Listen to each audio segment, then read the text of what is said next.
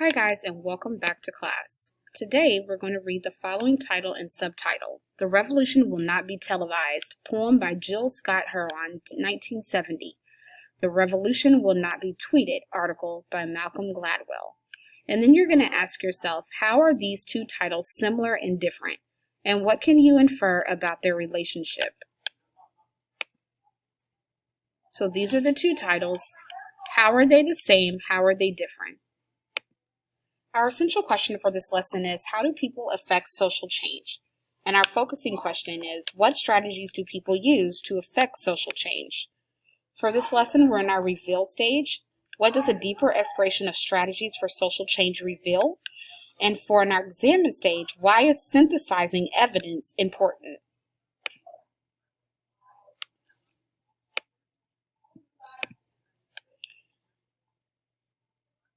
Now we're going to be working on paragraphs 10 through 28 of Small Change.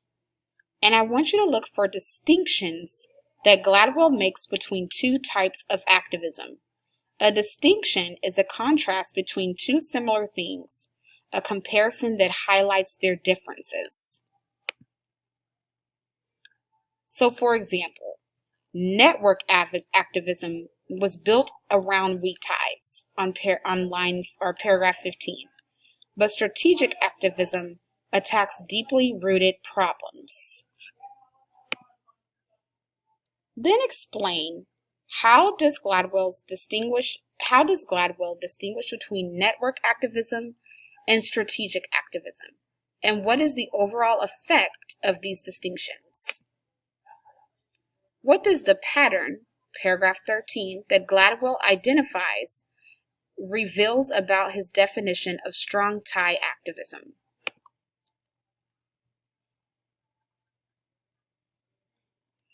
Now let's look at these two sentences. It was like a fever. Everyone wanted to go. Gladwell. The civil rights movement was more like a military campaign than like a contagion. Where are the analogies here? Can you create an analogy from these two quotes?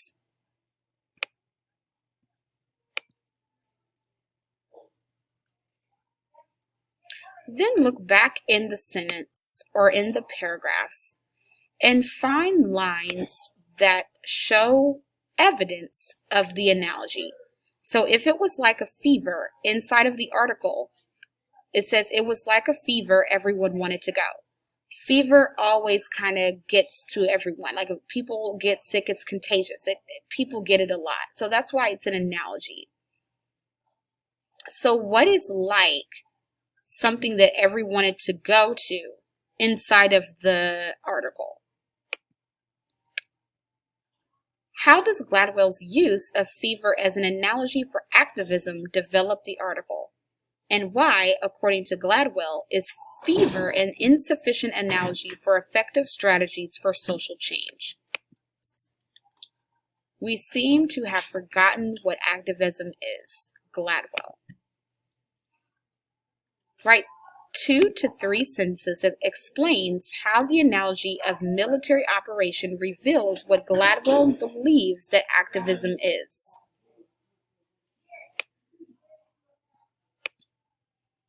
Now on to synthesizing our evidence. The word synthesize means a combination of many ideas to form a single whole. So for your research project, you're going to be looking at a lot of different articles. And then forming all of those research activities into a formal paper. How would you define synthesize, the verb form of this word? How does the module speaking goal connect to the skill of synthesizing evidence? And why might it be important to synthesize evidence from your sources in order to write a research paper?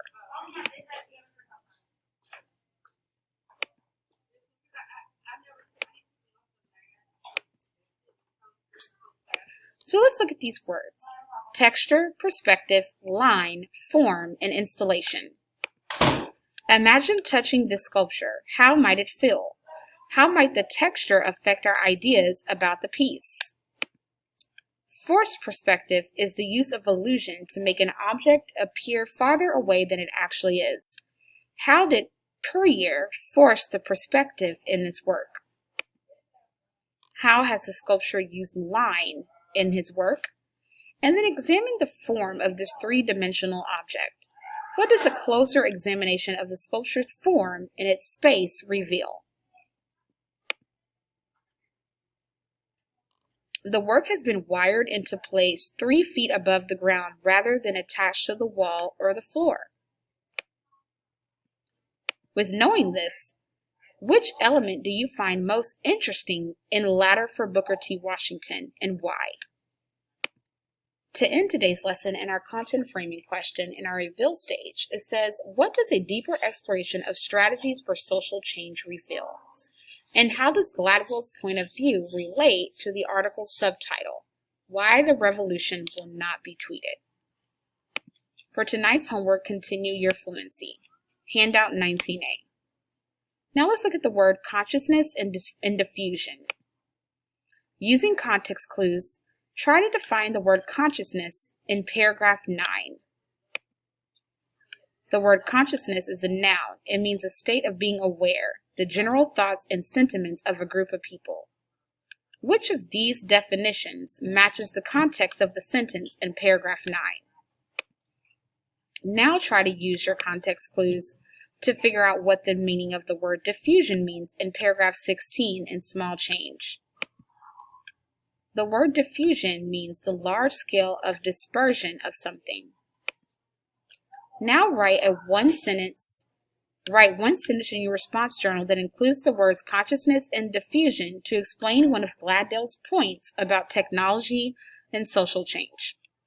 All right, guys, that's going to be it for today's lesson. Remember, office hours are Monday through Friday, 11:22 a.m. to 12:06 p.m.